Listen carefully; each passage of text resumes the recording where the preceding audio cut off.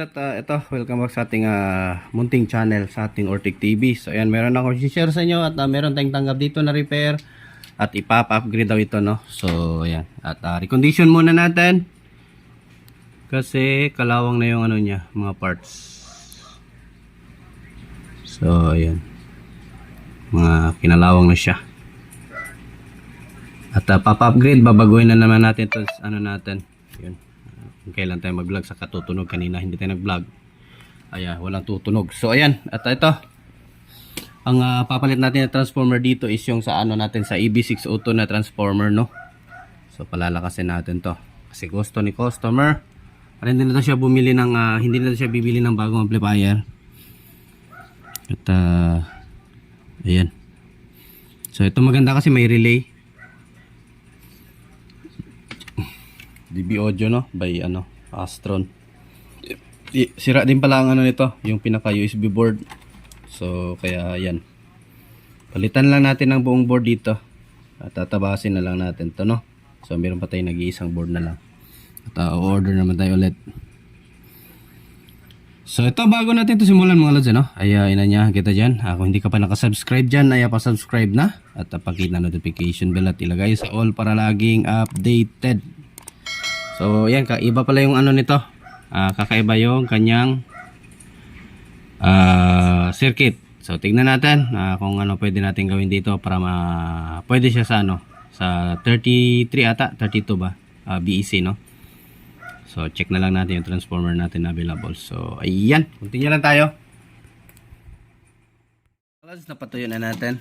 So ito, may mga papalitan tayong value dito, tulad ng itong 220, no. Focus natin. Itong 220, palitan natin ng 100 ohms. Subukan muna natin, experiment muna tayo. So ipaano ko lang sa inyo muna. Then kapag may babaguhin tayo ulit, ay sasabihin ko lang din sa inyo, no. So ayan. At dapat stable yung bias natin. So itong 220, try natin palitan ng 100 ohms. Itong 22K, palitan natin ng 33K.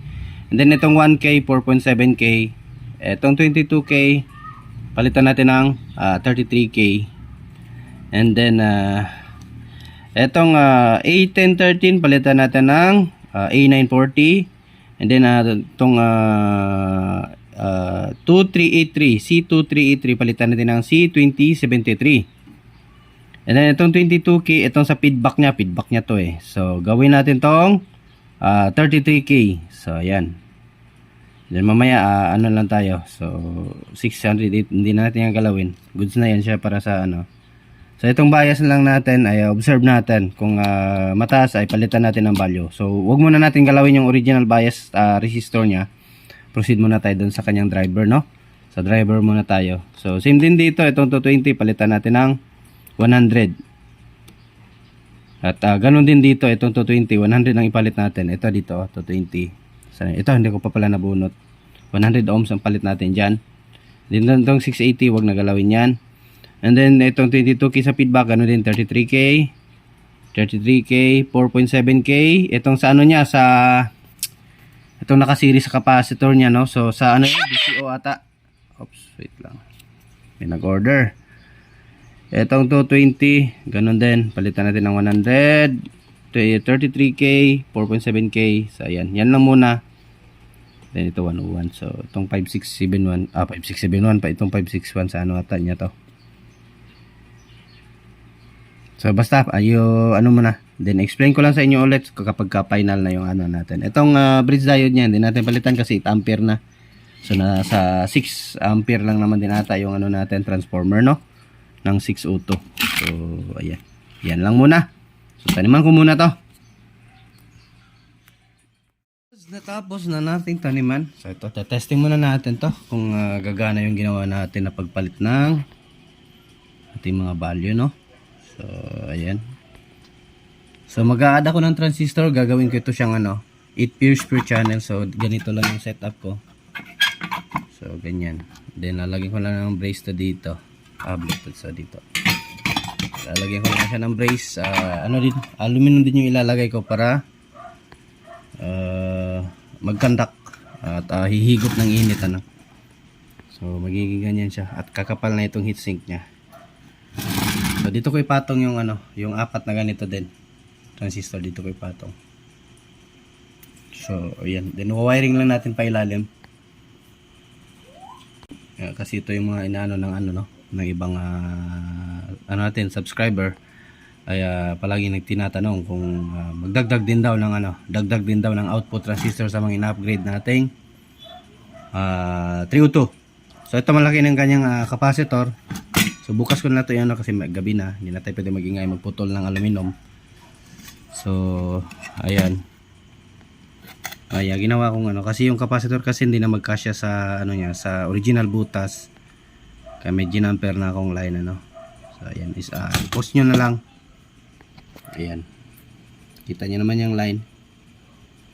Tinanggal ko yung mga jumper iba, tapos ayan, wire na lang yung ginamit ko kasi sagabal siya sa capacitor. So, ito ngayon, ayan, dikit na dikit yung capacitor natin. Yan. Kasi may jumper yan sa ilalim, no.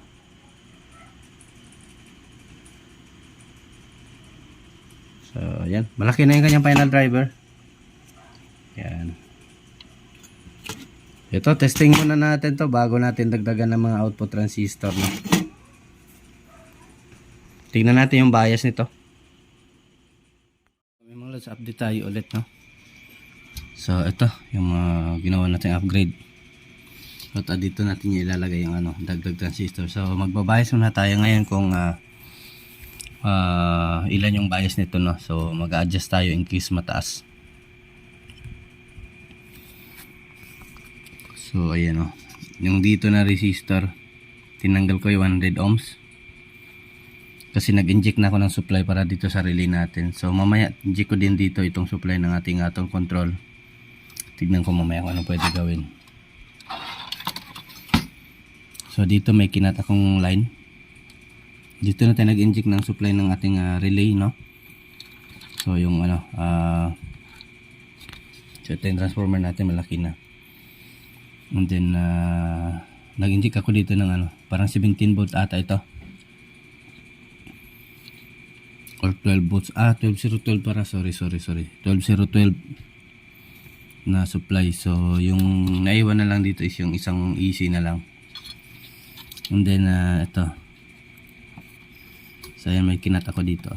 Ayan, so kinat ko yung line dito kung saan kumukuha yung itong EC natin, na dito yung nakakonect ang resistor, ito. Ayan, kasi may diode dito, so 1 ampere na diode din papasok sa resistor. So tinanggal ko na yung resistor. So ayan yung ginawa ko. So dito naman sa capacitor kasi hindi magkasya yun, may kinat lang ako. So may pinag jumper lang. Dito naman sa supply ng USB natin, regulator. Pinag jumper ko yun doon sa likod, tinanggal ko na siya para kasi may regulator na to, Ayan, jumper ko na din siya. Ayan, 7805. So mamaya yung value natin. So magbabayas muna tayo, pakita ko sa inyo. So actually nabayas ko na to, nasa 0.4, so medyo mataas kaunti. Gawin natin 0.3. Yan, power natin.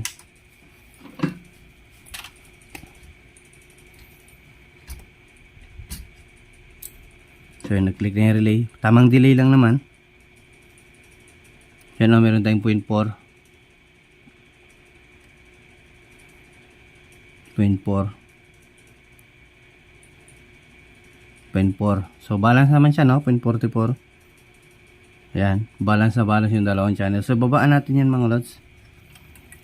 Baba natin kaunti, kahit mga 0.3, no? Or 0.3 something pataas. So patay natin ulit. So dito tayo mag-adjust, itong dalawang resistor na to na nakaka zoom natin. So ito yung nakakonect sa ating bias, no? bias transistor. So palitan natin ng, kasi ano to, 2.2K at saka 1K. Palitan natin ng 1.2K at saka 2.7K. So ayan, isim natin sa mga concert 5 auto, no, yung biasing nya. So i-post ko muna, din palitan ko. Kasi nakalagay dito ngayon is itong 2.2K at saka 1K. So palitan natin. So ito naman lods. So yung 1K, 1.2K. So yung minention ko doon sa unang sinabi na mga value, wala pa akong binago, no. So kung goods na ang tunog nito ay yun na yun. Wala na kayong ibang papalitan, yun lang yung kung ano lang yung sinabi ko. Yun na. So yun.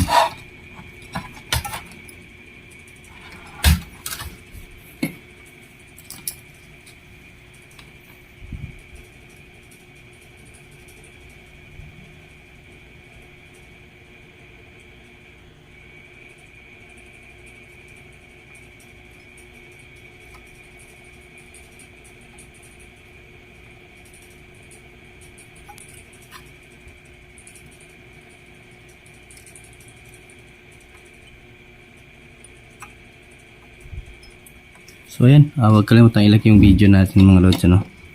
So at saka ano, kung may advertisement mga lods na padaan ay sana huwag nyo po i-skip.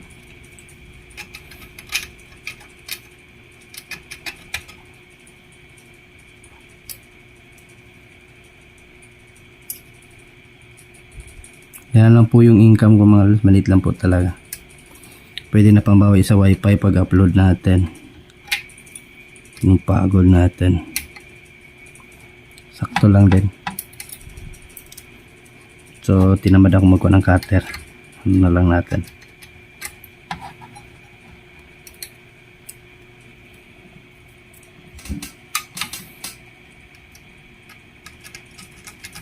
So tignan natin kung may pagbabago ba yung bias nya. So ito, testing natin. Check natin. Saka tayo mag-add ng transistor, ano. So light natin ulit.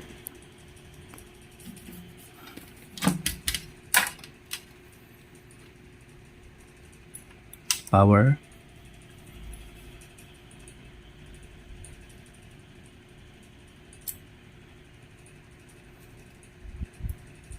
$2.44 pa rin. Parang ito na ata yung bias nya.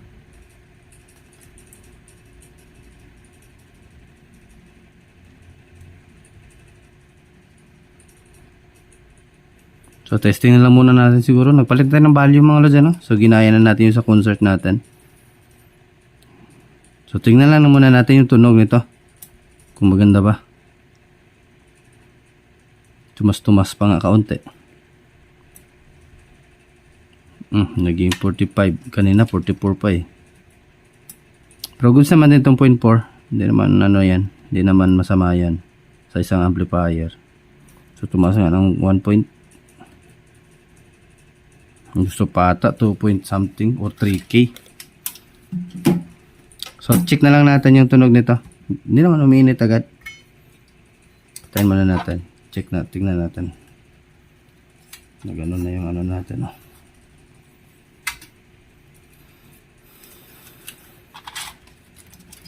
So check na lang natin yung tunog kung maganda or malinis, no. Na ganyan yung bias. Pero actually sa EB5 Auto 0.4 naman. Pero nagpalit na tayo, so tama naman yung pinalit natin. Hindi na tayo mag-adjust. Kung maganda na yung tunog na sa 0.4, edi doon na tayo. At least we try our best. Sana all.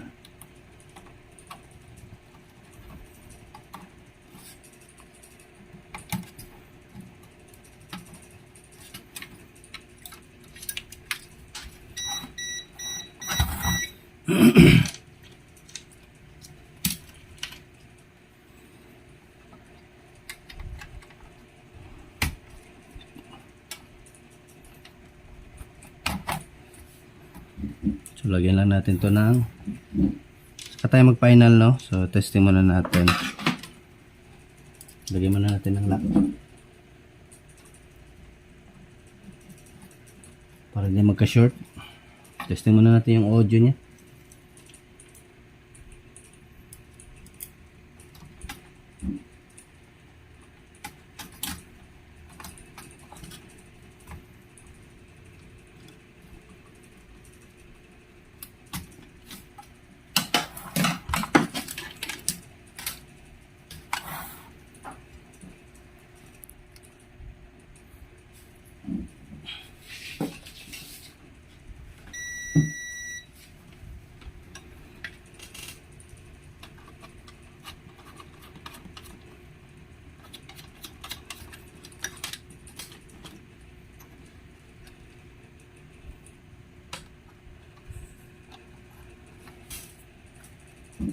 Okay, testing natin.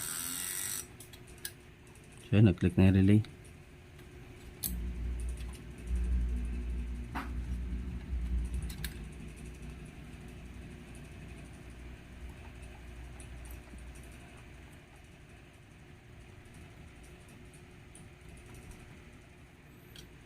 So, yung USB natin na malakas. Testing lang natin yung audio, ha. Hindi lang tayo pwedeng kalpaglakas kasi gabi na.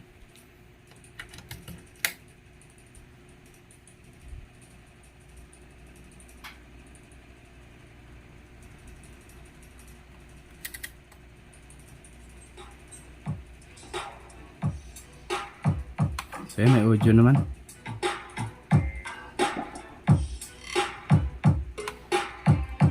Malinaw naman yung tunog niya.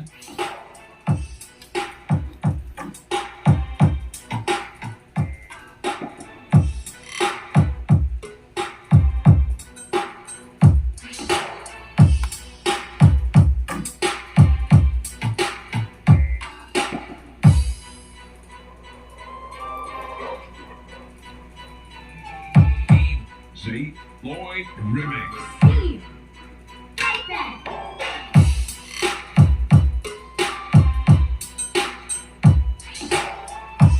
So goods naman yung tunog niya. So continue lang tayo bukas para pero mag-add na ako ngayon ng output transistor, no? Tigda-dalawa sa isang channel para magiging 4 pairs. So ayan, continue lang tayo bukas. So ayan mga lods, ito good morning, update tayo. So audio test na tayo. So ayan, nadagdagan ko na. So ayan, meron tayong nadagdag sa taas, ano? So i-parallel nyo lang sa parallel nyo lang sa doon sa ilalim, ano? Yun, oh. So ano na siya, 4 pairs na, 2 pairs per channel. Ito, power natin, testing natin. So may speaker na din yan.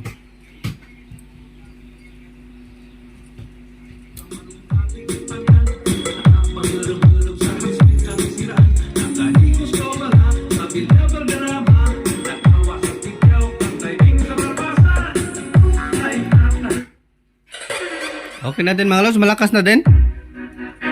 Parang EB5 button na.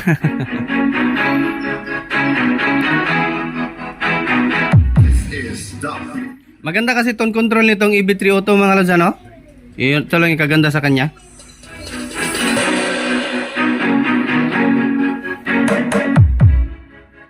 Lakas ng bass.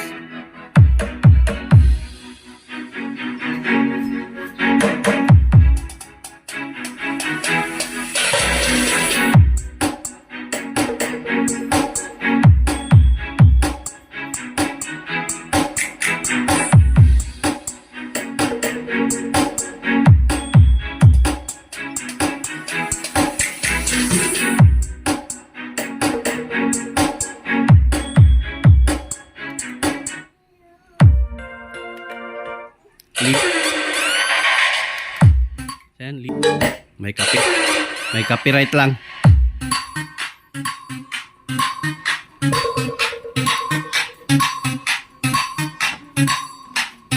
Ito yung transformer niya, ang liit. DJ Wowie Remix.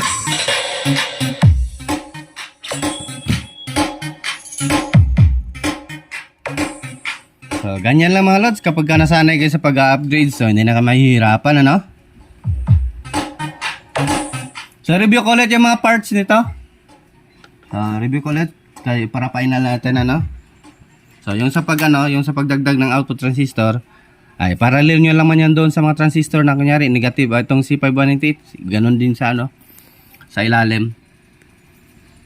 So, ayan. Ito, review tayo ulit. Ang sakit talaga ng dila ko ba? So, dito tayo mag-start. Ito, 100 ohms.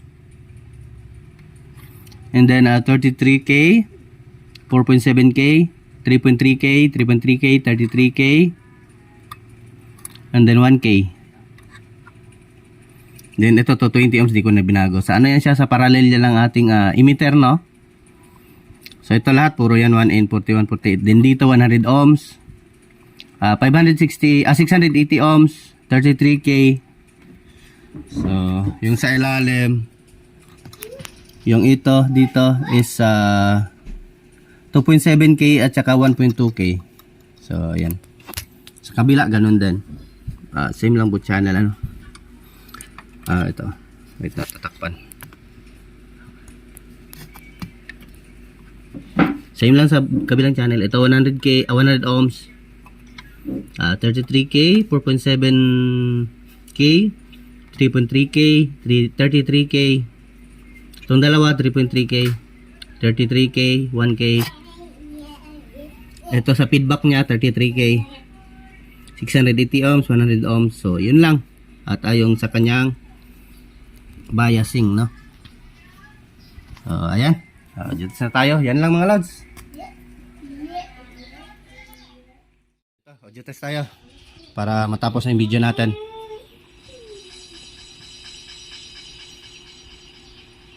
So, ganyan na mag-upgrade mga lods. So,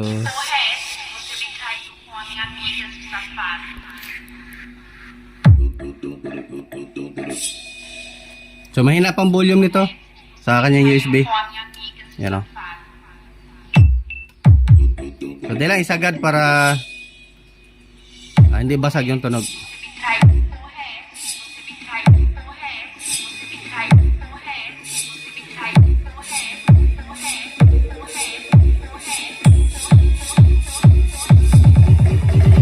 DJ Wowie Remix.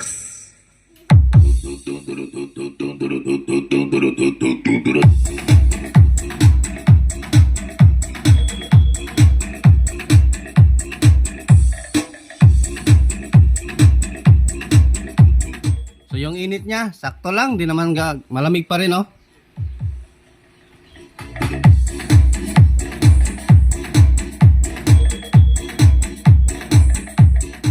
Sa 0.4 bias natin ay off na sa kanya.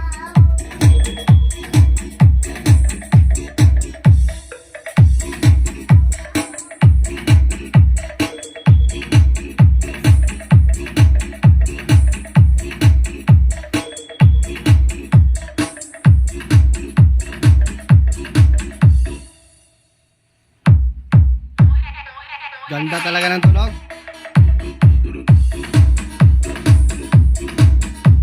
May ilaw na, oh.